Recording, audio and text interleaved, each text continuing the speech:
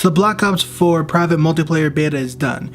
And to answer the question from the video title, not much is unique about this game. I say not much because there are some notable features that make a debut, and you can tell that the development team tried, keyword tried, to go for a character-driven online experience such as Rainbow Six Siege or Overwatch, but they dropped the ball on that front. So first let's talk about what's the same in this game or similar to the other Black Ops games in the series. I want to make this video short, so I'll skim by the bullet points. Ripping some specialists directly from Black Ops 3, seemingly taking a step back to Black Ops 2 graphics and gameplay style, because no one likes jetpacks in Call of Duty. Map design that goes around like a circle, getting killed from behind 80% of the time because of said circular map designs. Snipers and quickscoping being the vein of most players' experience, which they made worse in this game somehow. Yeah, keep down.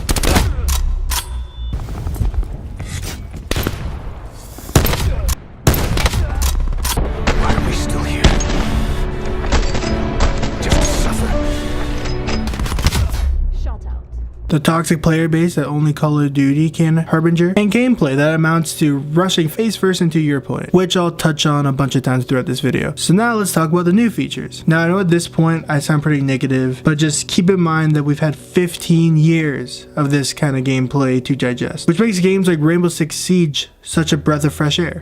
I even had to deal drugs. So now I'll talk about the new features in this game, which I'll cover with the utmost respect. So as I said, those shitty, crappy specialists are back and they're bad. But for the most part, the returning ones have new gadgets and upgrades from their old ones, from Blops 3, which I'm okay with. Feels like they were trying to do something new with the specialists, and some of them do feel new, like my boy Recon and his default equipment that sends a dart that pings enemies within a small radius around it, or a special ability that gives him the power to see through walls and spot the opposing team and outlines a red for himself and the rest of the team.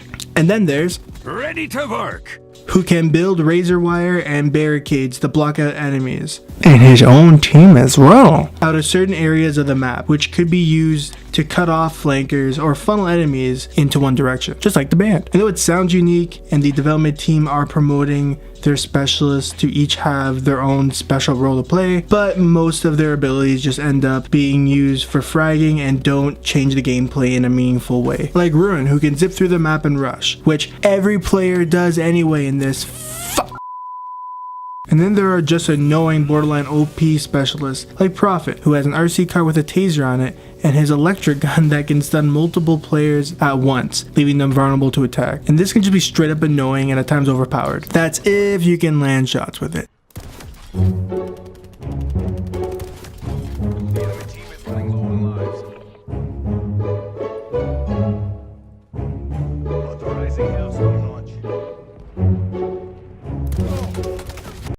A little less, scrub. Moving on to game modes, there are two new game modes, one being Hardpoint, which has one team attack and one team defend, two objectives on the map, blah blah blah. I'm not even going to get into it. I hated this game mode. It just turned into blind rushing and everyone trying to pop their specialist special ability before the enemy team does. Whoop-de-doo. Next. The other game mode is Heist, which plays similar to the bomb game mode from Counter-Strike.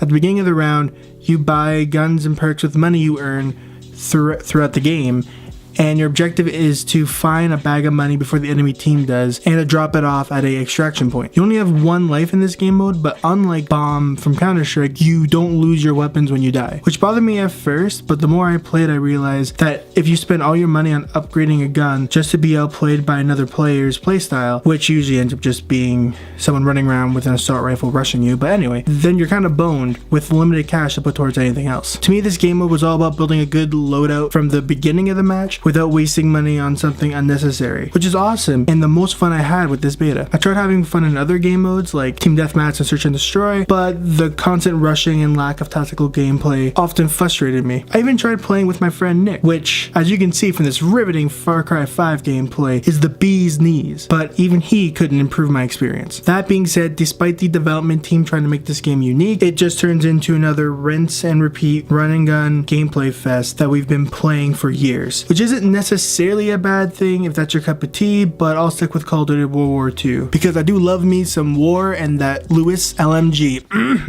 So I won't be buying this game when it comes out. That being said, I'll be playing the Blackout beta, the Battle Royale mode or whatever, whenever that comes out, thanks to one of my buddies who got me a beta code. Thanks for that. And I'll be making a video on it.